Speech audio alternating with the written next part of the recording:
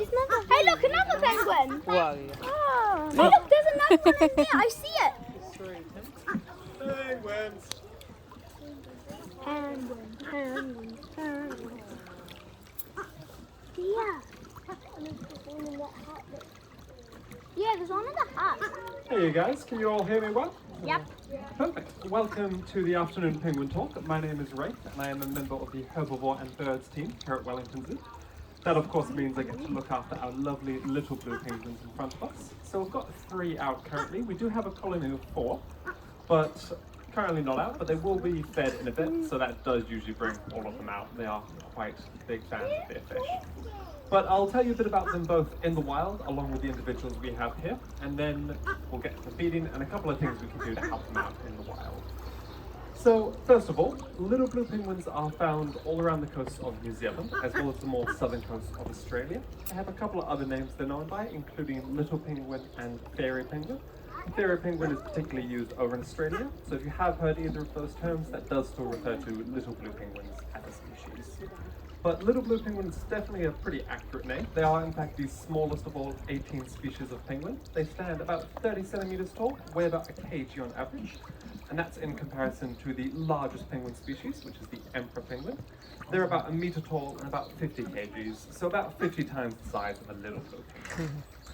And there's estimated to be about 600,000 left in the wild. Unfortunately, that number is declining, and that is due to introduced pests here in New Zealand, so your classic possums, stoats, and mice. But they do face a couple of more human-oriented threats as well, and you might have noticed a couple of our penguins don't look exactly what you'd expect from a penguin, but that is due to the fact that all of our penguins here at Wellington Zoo are rescue penguins. So all of them have a reason that they wouldn't be able to survive out in the wild, and as such, they do stay here where we can keep an eye on them, make sure that they're up to the best kind of healthy standards they can have. So, first one I'll talk about, and probably the most obvious, is right in front of me, is Bandit.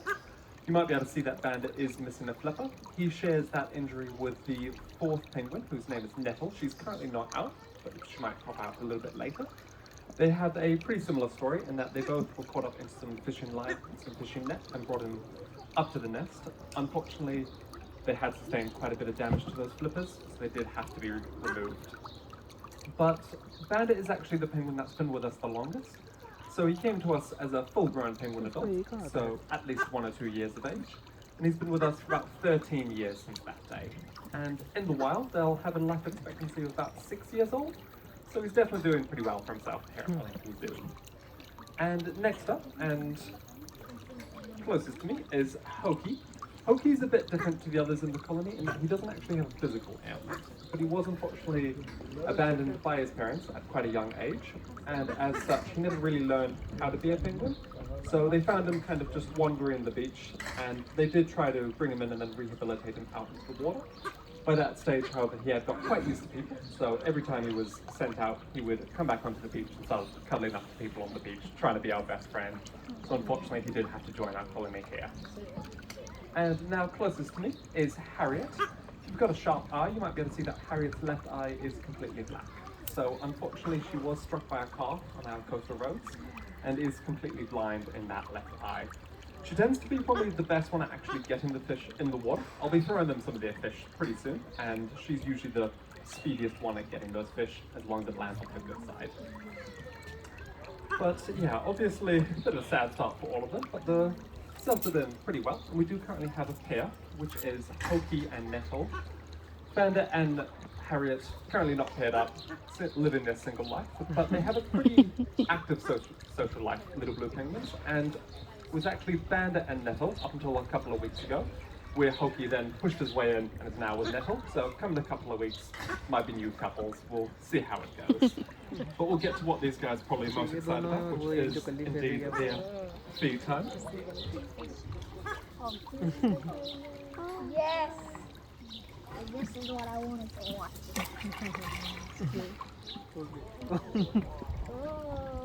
So yeah, pretty quick in the water, pretty awkward looking on land, I would say. But they've got a top speed of about 6 kilometers an hour in the water and can hold their breath between 2 to 3 minutes. But probably what I find most impressive is that little blue penguins can actually dive down to about 70 meters in our harbours. And as I mentioned, they're only about 30 centimeters tall, so that's definitely, I think, a pretty impressive distance.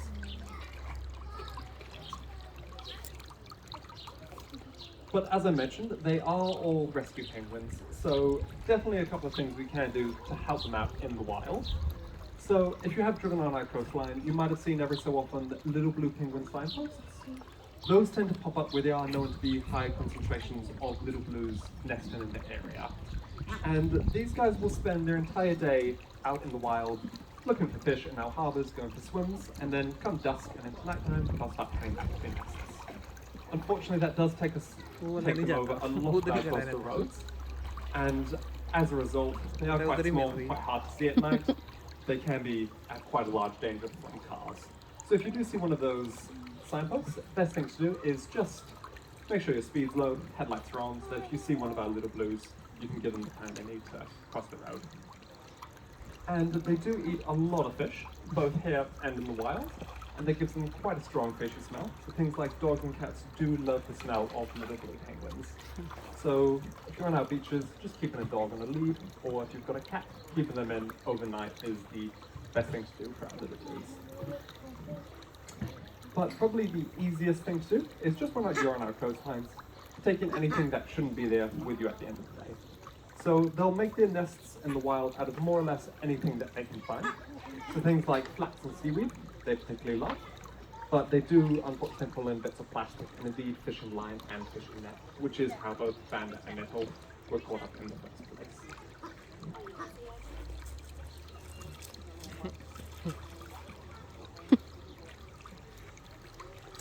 That does bring them to the end of their afternoon fish and to the end of the talk. So if you do have any questions, I will be over in the corner. Feel free to come on over. We can have a chat about our little blues. Otherwise, enjoy watching them swim. They generally stay out for about 5-10 minutes afterwards. They can be a bit lazy sometimes and will immediately go home. But otherwise, there is one final talk, which is the 4 p.m. Red Panther talk. Otherwise, thank you and have a good day.